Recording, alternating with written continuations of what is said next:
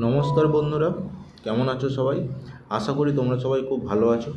আজ দেখব লক্ষ্মীকান্তের চ্যাপ্টার নম্বর 8, যেটাকে বলা হচ্ছে directive principle of state policy, যেটাকে শর্ট ফর্মে কী বলা হয়, ডিপিএসপিও বলা হয়। ঠিক আছে, ডিপিএসপি বলা হয়।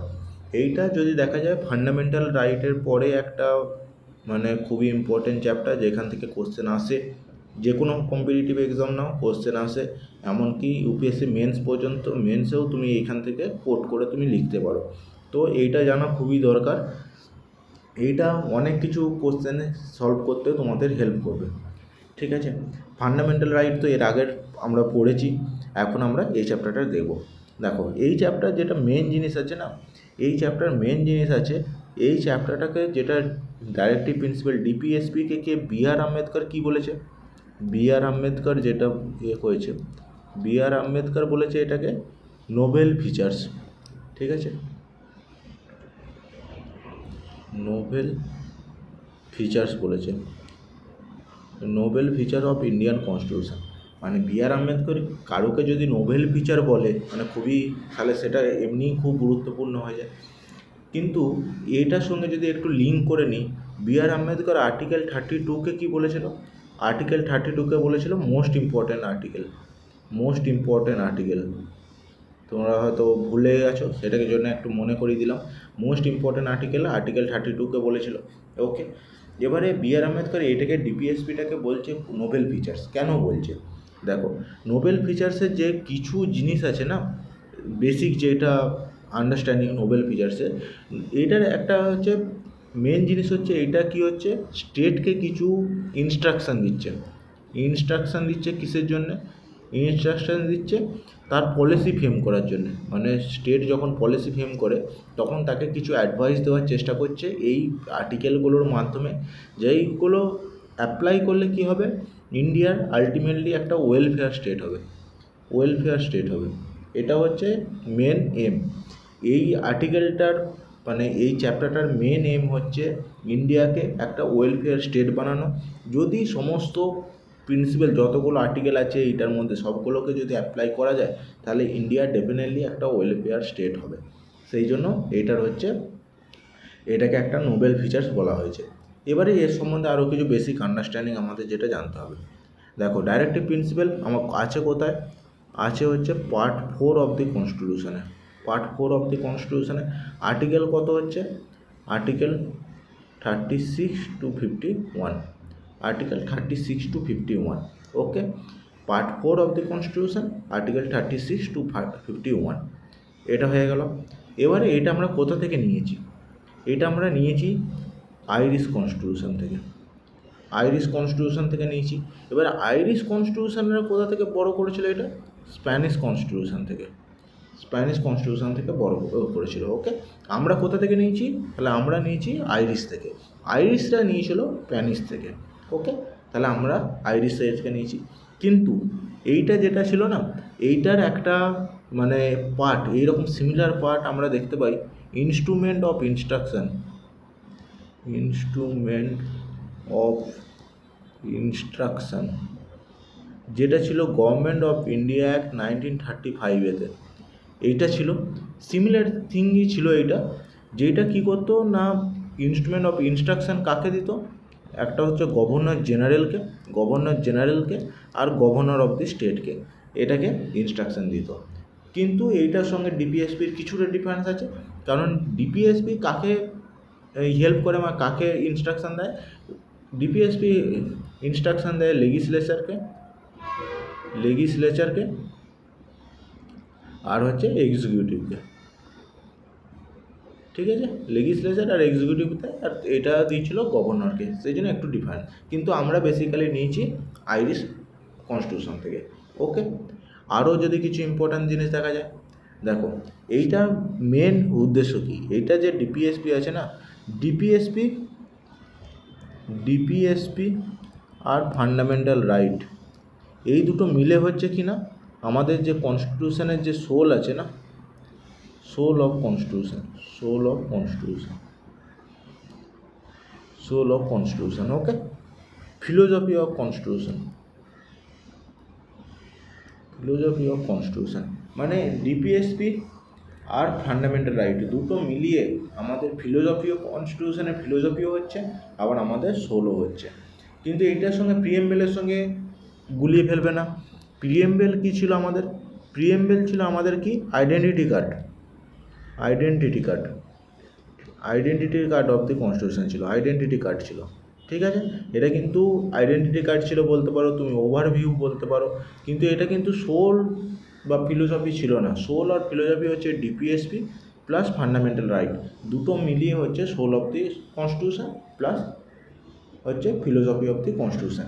এইটাকে অনেক সময় বলা হয় কি, ডিপিএসপি যেটা আছে না, ডিপিএসপিকে বলা হয় আর কি ফান্ডামেন্টাল রাইট, এইটাকে আবার বলা হয় কনসার্নস অফ দি কনস্টিটিউশনে বলা হয়। কনসার্নস অফ দি কনস্টিটিউশনে বলা হয়। কনসার্নস মানে হচ্ছে বিবেকও বলা হয়। ওকে, কনসার্নস মানে মেন যে ইনার জিনিসটা না আমাদের কনস্টিটিউশনের মেন, যেটা আমাদের সমস্ত কনস্টিটিউশনের একটা ভ্যালুটাকে ক্রিয়েট করে, সেইটা হচ্ছে এই ডিপিএসপি প্লাস ফান্ডামেন্টাল রাইট। ঠিক আছে, এবারে দেখো ডিপিএসপি নিয়ে আসার দরকার কেন পড়লো, ডিপিএসপির দরকার কী আছে?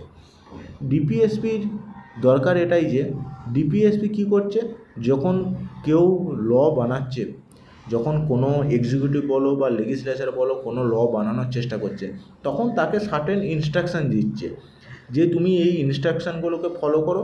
ইনস্ট্রাকশানগুলোকে ফলো করলে কী হবে না, একটা হচ্ছে তো লটা, যেই লটা হবে সেই লটা জাস্ট হবে। ঠিক আছে, জাস্ট মানে কি, লটা অ্যাকচুয়াল যে কাজের জন্য, যে মোটিভেশনের জন্য করা, সেইটা অ্যাচিভ করবে, মানে কোনো এখানের মধ্যে কোনো গুপ্ত মোটিভেশন থাকবে না। ঠিক আছে, যেটা ওপেনলি করবে। একটা কি হবে, ইকুয়াল রাইট হবে, সবারতে ইকুয়াল রাইট হবে, ইকুয়ালিটি আসবে সবার মধ্যে, মানে সমস্ত দেশে সমানভাবে লটা অ্যাপ্লাই হবে। প্লাস ইকুয়াল মানে সবাইকে সমানভাবে সেটাকে, মানে কি বলবো, সবাইকে সমানভাবে সেটাকে দেখা হবে, সেটা হচ্ছে ইকুয়াল রাইট।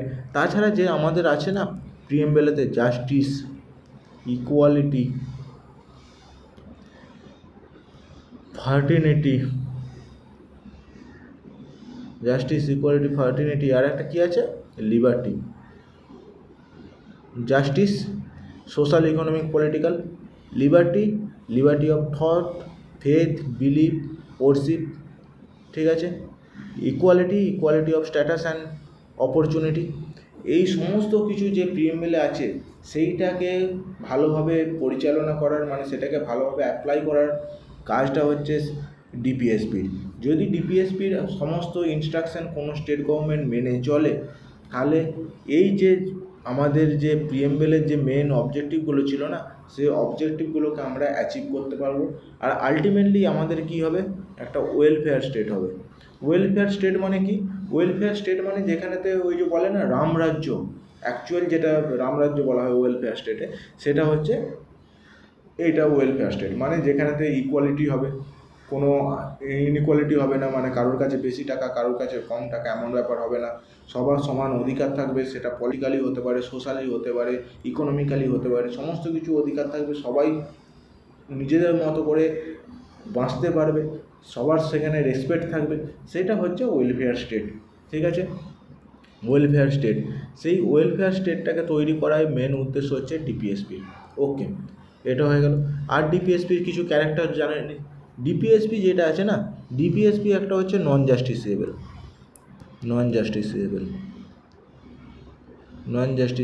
ওকে, এবার তোমার মনে কোশ্চেন হতে পারে, তাহলে ডিপিএসপি তো আমাদের যেটা অ্যাকচুয়াল আমাদের আলটিমেট এম ওয়েলফেয়ার স্টেট, সেটাকে করার জন্যেই মানে উপদেশ দিচ্ছে, তাহলে সেটাকে নন জাস্টিসেবল রেখেছে কেন? এটা ফান্ডামেন্টাল রাইটের মতো কেন জাস্টিসেবল করে দেওয়া হলো না? নন জাস্টিসেবল মানে কি, যদি ডিপিএসপির কোনো আর্টিকেল যদি ব্রিচ হয়, মানে গভর্নমেন্ট যদি পালন না করে, তাহলে তুমি ডাইরেক্টলি কোর্টের কাছে যেতে পারবে না যে এই আর্টিকেলটা ব্রিচ হয়েছে। যেমনটি কিনা ফান্ডামেন্টাল রাইটে কী হতো, ফান্ডামেন্টাল রাইটে কোনো আর্টিকেল ব্রিচ হলে তুমি ডাইরেক্টলি সুপ্রিম কোর্ট বা হাইকোর্টের কাছে যেতে পারতে যে আমার এই আর্টিকেল ব্রিচ হয়েছে, তুমি কিছু ব্যবস্থা নাও। ঠিক আছে, কিন্তু ডিপিএসপির ক্ষেত্রে এটা তুমি করতে পারবে না, সেই জন্যই হচ্ছে নন জাস্টিসেবল। ওকে, এবার যে কোশ্চেনটা তোমাদের করছিলাম যে এইটা তো একটা খুব ভালো আর্টিকেল, নোবেল ফিচার্স, তাহলে এটাকে নন জাস্টিসেবল রাখলো কেন? দেখো, ইন্ডিয়া যখন স্বাধীন হয়েছিল, তখন ইন্ডিয়ার মধ্যে কী ছিল, পোভার্টি প্রচুর ছিল, পোভার্টি লেভেল প্রচুর ছিল। ওকে, তাহলে পোভার্টি লেভেল প্রচুর ছিল, ইন্ডিয়ার কী ছিল, মানে পোভার্টি লেভেল ছিল, তারপরে কী ছিল, চাষবাস এগ্রিকালচারের অবস্থা খারাপ ছিল, আমাদের লাইফ এক্সপেক্টেন্সি অনেক কম ছিল, এডুকেশান নায়ের বরাবর ছিল। তাহলে কী ছিল না, যখন আমাদের ইন্ডিয়া স্বাধীন হয়েছিল তখন তার কাছে আলাদা রকমের প্রায়োরিটি ছিল, যেগুলো ছিল না আমাদের কাছে আলাদা রকমের ছিল। সেই প্রায়োরিটিগুলোকে যদি মনে করো এটাকে জাস্টিসেবল করা যেত, তাহলে প্রায়োরিটিগুলোকে মিসম্যাচ হয়ে যেত, মানে যেই এইখানের প্রায়োরিটিগুলোকে না করে আমরা এই ডিপিএসপি প্রায়োরিটি করতে লেগে যেতাম, তাহলে আলটিমেটলি কি যে এই প্রায়োরিটিগুলোই আমার মিস হয়ে যেত। ঠিক আছে, তখন প্রায়োরিটি ডিফারেন্স ছিল। তারপরে কী ছিল, আবার আর একটা হচ্ছে যে এইটা তখন কী হচ্ছিল, আমাদের দেশ সেই জয়েন হচ্ছিল, মানে তখন প্রিন্সলি স্টেটে ভাগ হয়ে গেছিলো, ছিল, সেই ইউনাইটেড হচ্ছে সেই টাইম। তারপরে কমিউনাল অ্যাওয়ার্ড থেকে, মানে কমিউনালের যে মিসম্যাচ হয়েছে সেখান থেকে ভারত সেই বেরিয়েছে। সেই রকম টাইমে কোনো রকম স্টেটের ওপর যদি বোঝা চাপিয়ে দেওয়া হয় না, কারণ স্টেটের তার নিজের যে পারফরমেন্স সেইটা করতে পারবে না। এটা 2 নম্বর কারণ হলো।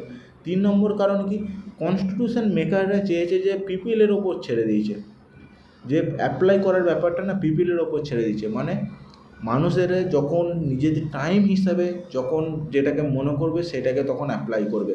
মানে এমন নয় যে কনস্টিটিউশন মেকাররা বলেছে মনে করতেই হবে, এমন ব্যাপার না। আলটিমেট মানুষের ইন্ডিয়ার হেড হচ্ছে পিপিল, কনস্টিটিউশন হেড। পিপিল যখন মনে করবে সেই হিসাবে তাকে ভোট দিয়ে সেরকম ক্যান্ডিডেটকে নিয়ে আসবে যারা সেই কাজগুলোকে করবে। ঠিক আছে, এইগুলো হচ্ছে মেন জিনিস। আর একটা টাকা পয়সার কমি তো ছিলই, কারণ ডিপিএসপিকে অ্যাপ্লাই করতে গেলে প্রচুর পরিমাণে টাকা লাগবে, সেই টাকা পয়সার কমি তো ছিলই। তাহলে এই কটা হচ্ছে মেনলি রিজন যার জন্য ডিপিএসপিকে কী হয়েছে না, ডিপিএসপিকে করা হয়েছে, যেটা হচ্ছে নন জাস্টিসেবল করা হয়েছে। ঠিক আছে, এটা একটা হয়ে গেল। এখনকার দিনে তোমাকে যদি কোশ্চেন করা হয়, তাহলে তখন তো নন জাস্টিসেবল ছিল, ঠিক আছে, টাকা থাকে না। এখন তো ইন্ডিয়া তো হচ্ছে 5th লার্জেস্ট ইকোনমি, তাহলে ইন্ডিয়া এখন কি ডিপিএসপিকে জাস্টিসেবল করা যেতে পারে? তোমার সেখানেতে অ্যান্সার যেটা হবে সেটা হচ্ছে, অ্যান্সারটা কিন্তু ডিপ্লোম্যাটিক হতে হবে। মানে তুমি যদি ইউপিএসসির জন্য পড়ো না, তাহলে ডিপ্লোম্যাটিক অ্যান্সার, তুমি হ্যাঁ কি না তুমি ডাইরেক্টলি কোনটাই বলবে না। মানে তোমাকে হবে হ্যাঁর কিছু সাপোর্ট দেবে, না এর কিছু সাপোর্ট দেবে। না এর সাপোর্ট কী হতে পারে, কারণ এখন যদি তুমি দেখো না কোর্টেতে পেন্ডেন্সি কেস কত আছে, পেন্ডেন্সি কত, মানে হিউজ পরিমাণ পেন্ডেন্সি, 5.5 crore পেন্ডেন্ট আছে, মানে কোর্টের কেস পেন্ডিং পড়ে আছে। সেইখানেতে হচ্ছে তোমার যদি আবার ডিপিএসপি করে দেওয়া হয়, তাহলে কী হবে, কোর্টের ওপর বার্ডেন আরও বেড়ে যাবে। তো সেইখানেতে না করাটা বেটার, এটা একটা হয়ে গেল। ওকে, এইভাবে তোমাকে বলতে হবে। এটা তো হয়ে গেল। আর একটা কী আছে দেখো, আর যদি এটাকে বলা হয় আর কি তোমাদের হবে, তাহলে এবারে তোমার কথা হচ্ছে দেখো, এটা তো নন জাস্টিসেবল, এটা তো হয়ে গেল নন জাস্টিসেবল।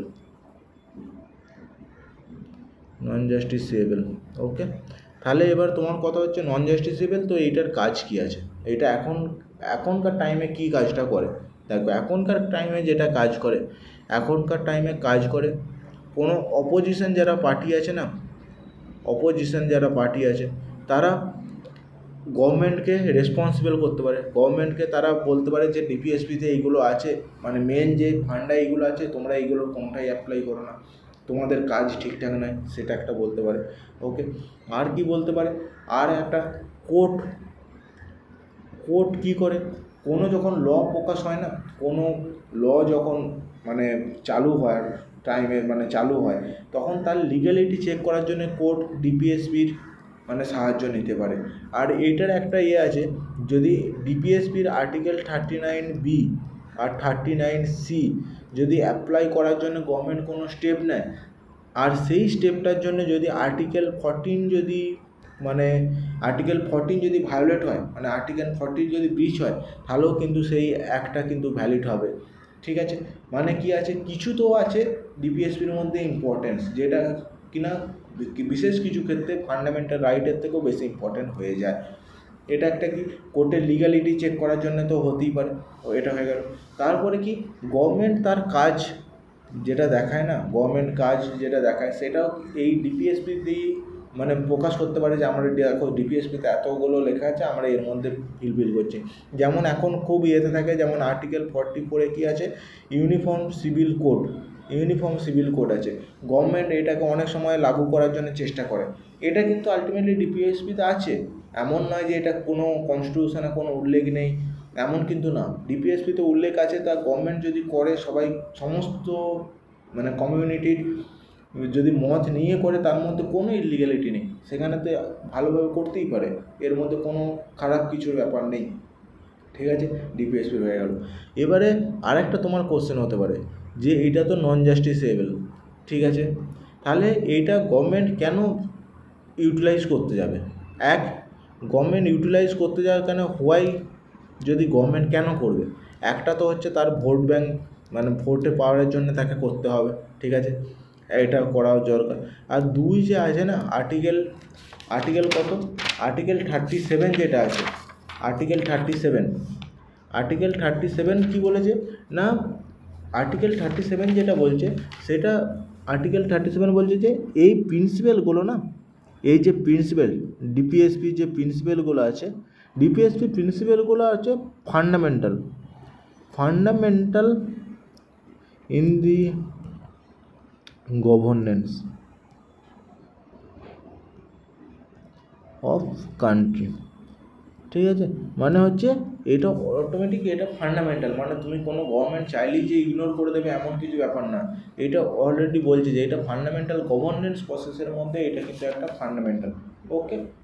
এবারে তোমার আরেকটা কোশ্চেন মনে হতে পারে, যেটা হচ্ছে কি না, ফান্ডামেন্টাল রাইট আর ডিপিএসপির মধ্যে তফাৎ কী? ফান্ডামেন্টাল রাইট আর ডিপিএসপি এর মধ্যে ডিফারেন্স কী হতে পারে, ঠিক আছে। ফান্ডামেন্টাল রাইট আর ডিপিএসপির মধ্যে ডিফারেন্স কী হতে পারে? দেখো, ফান্ডামেন্টাল রাইট এটা হচ্ছে কি না, বলো তুমি, জাস্টিসেবল, আর এটা হচ্ছে নন জাস্টিসেবল, একটা হয়ে গেল। মানে এটাকে জাস্টিসেবল তোমার ব্রিচ হলে কোর্টের কাছে যেতে পারবে, এটা কিন্তু কোর্টের কাছে যেতে পারবে না। এইটা কি হচ্ছে, এইটা আলটিমেটলি স্টেটকে কী করছে, একটা বাউন্ডারির মধ্যে বেঁধে রাখছে যে এইটা তুমি করতে পারবে না, সিটিজেনের কাছে এই রাইটটা আছে, স্টেট এই রাইটগুলো কখনো নিতে পারবে না, মানে একটা বাউন্ডারির মধ্যে বেঁধে দিচ্ছে, ঠিক আছে। তার মানে এটাকে আমি বলতে পারি নেগেটিভ রাইট, নেগেটিভ জিনিসগুলো আছে এর মধ্যে। কিন্তু এইটার মধ্যে কি হবে, এইটার মধ্যে আছে ডিপিএসপির মধ্যে বাউন্ডারি কোনো কিছু নেই, বাউন্ডারি নাই, এটা হচ্ছে ওপেন বাউন্ডারি, ঠিক আছে। এটা মানে হচ্ছে স্টেটকে আরও মোটিভেট করছে আরও কিছু অ্যাপ্লাই করার জন্য, মানে এটা হচ্ছে পজিটিভ থিং, ঠিক আছে। স্টেটকে মোটিভেট করছে যে তুমি এগুলো অ্যাপ্লাই করো, এগুলো ভালো, পজিটিভ থিং, ওকে। এই যে আছে না, এইটা আছে আমাদের পলিটিক্যাল ডেমোক্রেসির জন্য, পলিটিক্যাল ডেমোক্রেসির জন্য হচ্ছে ফান্ডামেন্টাল রাইট, ওকে। আর ডিপিএসপি কী হচ্ছে, ডিপিএসপি হচ্ছে সোশ্যাল প্লাস ইকোনমিক ডেমোক্রেসির জন্য হচ্ছে ডিপিএসপি, ওকে। পলিটিক্যাল ডেমোক্রেসি আর ডিপিএসপি হচ্ছে সোশ্যাল অ্যান্ড ইকোনমিক ডেমোক্রেসির জন্য হচ্ছে ডিপিএসপি। আর কি হতে পারে, আর একটা হতে পারে কি, এইগুলো হচ্ছে কি না অটোমেটিক্যালি এনফোর্সেবল, মানে তোমাকে আনটাচেবিলিটির জন্য আরও কোনো ল বানাতে হবে না যে আনটাচেবিলিটি এনফোর্সেবল, মানে দণ্ডনীয় অপরাধ তুমি ল বানাবে তারপরেই এনফোর্সেবল হবে, এমন কিছু ব্যাপার না। বা রাইট টু ইকুয়ালিটির জন্য কোনো ল বানাবে তাহলেই কোনো এনফোর্সেবল হবে, এমন কিছু ব্যাপার না। মানে এগুলো কনস্টিটিউশন চালু হওয়ার পর থেকে অটোমেটিক্যালি এনফোর্সেবল। কিন্তু ডিপিএসপির জন্য কিন্তু ল বানাতে হবে। যেমন তোমাকে উদাহরণ দিলাম ইউনিফর্ম সিভিল কোডের জন্য ল বানাতে হবে, তারপরেই সেটা এনফোর্সেবল হবে, তার আগে কিন্তু এনফোর্সেবল হবে না, ওকে। এইগুলো হচ্ছে মেনলি ডিফারেন্স। এবারে তোমার মনে আরেকটা কোশ্চেন হতে পারে, কী হতে পারে, কে বড়, ফান্ডামেন্টাল রাইট বড় না ডিপিএসপি বড়? ফান্ডামেন্টাল রাইট বড় না ডিপিএসপি বড়? দেখো, প্রথম থেকে যত কেস হয়েছে সেটা হতে পারে গোপালন কেস হতে পারে, তারপরে কি হচ্ছে কেশবানন্দ ভারতী কেস হতে পারে, কেশবানন্দ, ভারতী কেশব, সবাই কিন্তু বলেছে যে ফান্ডামেন্টাল রাইট হচ্ছে ডিপিএসপির চেয়ে বড়, ডিপিএসপির চেয়ে বড়। ওকে, ফান্ডামেন্টাল রাইট হচ্ছে ডিপিএসপির চেয়ে বড়, সবাই কিন্তু বলেছে। কিন্তু আর্টিকেল যে 42 যখন দেখবে না, আর্টিকেল 42 না, সরি, এটা হচ্ছে amendment, 42nd constitutional amendment act, যেটা দেখবে তোমার 1976 হয়েছিল, যেটাকে মিনি কনস্টিটিউশনও বলা হয়। এইটাতে কী করেছিল, এইটার যেটা অ্যাপ্লাই করেছিল না, এটাকে অ্যাপ্লাই করে কী করার চেষ্টা করেছিল, যে ডিপিএসপিকে ফান্ডামেন্টাল রাইটের থেকে বড় করার চেষ্টা করেছিল। Okay, 42nd amendment, constitution amendment অ্যাক্টে ডিপিএসপিকে ফান্ডামেন্টাল রাইটের থেকে বড় করার চেষ্টা করে দিয়েছিল, কিন্তু পরবর্তীকালে সেটা পসিবল হয়নি। তারপরে কী এলো, তারপরে মেনকা গান্ধী কেস হলো, মেনকা গান্ধী কেসে কী হলো 1980-তে, সেখানে কি বললো না, আমাদের যে কনস্টিটিউশনটা কী আছে, সুপ্রিম কোর্ট বললো কনস্টিটিউশন হচ্ছে ফান্ডামেন্টাল ডিপিএসপি, এটার বেড রকে আছে। মানে হচ্ছে এইখানেতে মেনকা গান্ধী কেসে সুপ্রিম কোর্ট কী বললো, যে আমাদের কনস্টিটিউশনটা ফান্ডামেন্টাল রাইট আর ডিপিএসপি দুটো বেড রকের ওপরই দাঁড়িয়ে আছে, মানে হচ্ছে দুটোই ইম্পর্টেন্ট।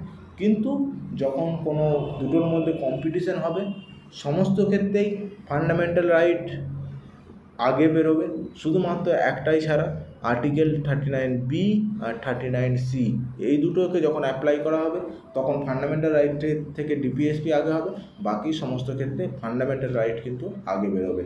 কিন্তু আমাদের যে সুপ্রিম কোর্টের মত অনুসারে আমাদের কনস্টিটিউশন ফান্ডামেন্টাল রাইট ডিপিএসপি যেটা বেডরক আছে তার উপর দাঁড়িয়ে আছে, যেটা মেনকা গান্ধী কেসে বলা হয়েছিল। ওকে, আজকের ভিডিওটা এখানেই শেষ করলাম। এর পরের ভিডিওটাতে কী করব, পরের ভিডিওটাতে দেখব যতগুলো আর্টিকেল আছে আর্টিকেলগুলোকে দেখব, বাকি যেটা ওভারভিউ ডিপিএসপি সম্বন্ধে সমস্ত কিছুই এই ভিডিওর মধ্যে কভার করলাম। যদি কোনো অসুবিধা হয়, বুঝতে প্রবলেম হয়, তাহলে অবশ্যই কমেন্ট করে জানিও। ভিডিওটি ভালো লাগলে লাইক করো আর চ্যানেলটাকে সাবস্ক্রাইব করে দিও। Thank you, bye by.